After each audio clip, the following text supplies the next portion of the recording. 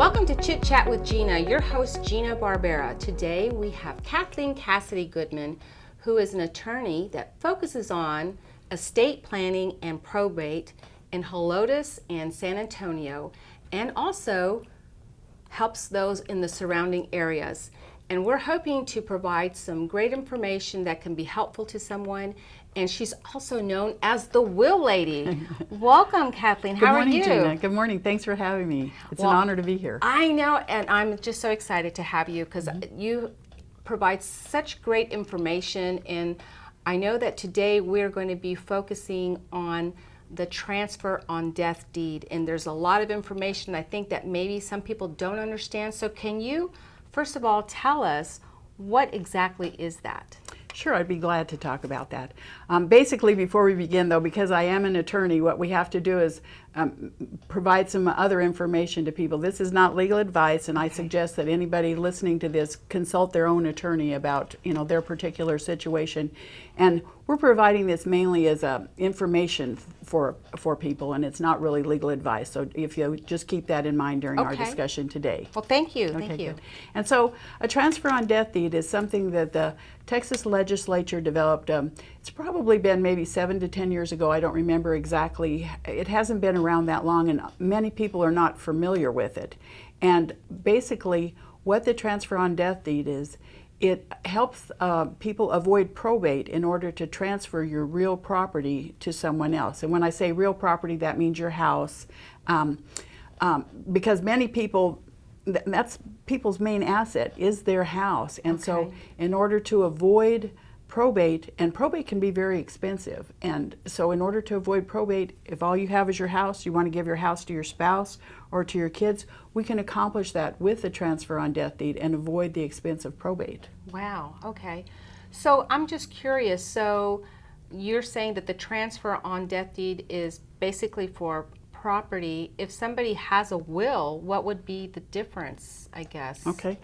Basically, with a will, what you do with a will is you tell the world who you want your property to pass to upon your death. Okay. And so normally in the husband-wife situation, the husband will leave all of his property to the wife, and the wife will leave her property to the husband. Yes. And in this situation, what you have to do, though, it doesn't just automatically happen because the person has a will and you name that person in your will. You still must take the will to the court, and the court is the one that actually has the authority and gives your executor the authority to transfer the property to those people that you've named in the will. Okay. And so this process right now is, and like I said, is fairly expensive, and it's really not necessary for most people. There are situations that a transfer on death deed does not work, and the situations where I've seen that it doesn't work is in the event that the week that you pass away, there's a hailstorm, you get a $10,000 check payable to the person who passed away. We're going to have to go to probate in order to get that check cashed, and so then the transfer on death deed would not work. And then if there should be like the horrible situation where perhaps the person passed away because they were in a motor vehicle accident, then if you're suing the drunk driver who hit you or something like that, then the courts would need to appoint an executor in order to handle something like that, and you would need to go to probate. But in most instances, if your main asset is your house, you can do the transfer on death deed, and there are other methods that we can also use to transfer your vehicles that is always not necessary to go to probate. Okay. But I do advise people to do both a will and a transfer on death deed. But in my practice, where I see it is if you can't afford, because legal documents are expensive, and so if you can't afford to have a will, at least get a transfer on death deed because they are fairly inexpensive. Okay. So if someone is mainly having the concern of their property, of going to their spouse or whoever, and then the transfer on death deed is better than not having anything, obviously. Absolutely, yeah. One of the things that there's a big misunderstanding. I even had this misunderstanding because when I lived in Denver, I sold real estate, and so I had familiarity with deeds and property transfers and things like that. And when I went to law school, the professor there said, well, when you live in Texas, what you have to do is if one spouse dies, you have to transfer the property to the other spouse. And I said, that doesn't make sense, because in Denver, there's what's called right of survivorship. If someone passes away, their spouse automatically gets the property. Nobody has to go to court. Nobody has to probate the will. It just automatically passes. But in Texas, it doesn't work that way. And so if one spouse dies, even though you purchased the property together, you both made the mortgage payments, both names are on the deeds, people assume that when my spouse dies that I'm automatically going to inherit the property, and that isn't how it works. You have to actually go to a lawyer or do an affidavit of heirship or do something extra after the first spouse dies in order to transfer the property to the second spouse. And so that can be as expensive as well. And so that's why if you have the transfer on death deed, the first spouse passes away, it just automatically passes to the second spouse. You don't have to go to probate. Okay. And one of the other things, though, that we offer that is really helpful as well is if you have, most people say, to my husband, to my wife, and then on the death of the second of you, most people want their house to go in equal shares to their children. Right. And if that's something that you want to do, you can save going to 2 probates. Basically, you would say, as an alternate beneficiary, if my spouse fails to survive me, then that property shall be divided in 3 shares to my 3 children.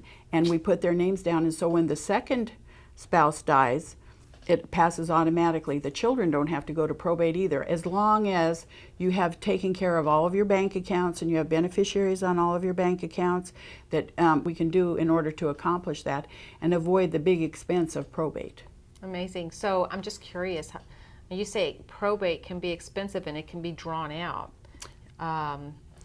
Does it just depend on how much, I guess, assets were left, or how does the probate? Right. The probate is based on your assets and the individuals involved, and whether people contest wills. There are different things that happen. A lot of times there are family dynamics that create problems and different things like that. But for the most part, in Bexar County, the judges do an excellent job, and we're able to get through probate in a minimal amount of time. And like I said, again, it depends on the parties. If people are contesting a will because they said that the parent was incapacitated or something like that, then it can be drawn out. And most attorneys charge an hourly for probate, and so it all depends on how much time that it takes to do probate. Okay. So how much does it cost? I mean, for the transfer on death deed? Yes. Right now we are charging $500, and that includes a filing fee as well. Okay, well that sounds like when clients a come, no-brainer. That's exactly the words that I use when clients come in. It's just, would you like to pay $4,000 to $5,000 for probate or $500 for a transfer on death deed? And so I highly recommend a transfer on death deed. And you don't get your children upset at you after you left and said, right, they didn't take care of all these things before right? Exactly. And all of that. That's exactly correct. All right. Well, if y'all would like to get some more information, we're going to display Kathleen Cassidy Goodman's phone number and website, and we just want to thank you. And then Kathleen, would you like to add something before we say goodbye? Thank you so much, Gina, for having me. And I really do recommend that they get the transfer on death deed. I feel guilty when people come in and they say, no, I want a will, and they pay me to do the will, and they come back when their spouse passes away and they say, you're going to charge me again to go to probate. People don't realize when you have a will, you still have to go to probate. It doesn't just automatically happen. Okay. Well, thank you very much. Bye. Thank you.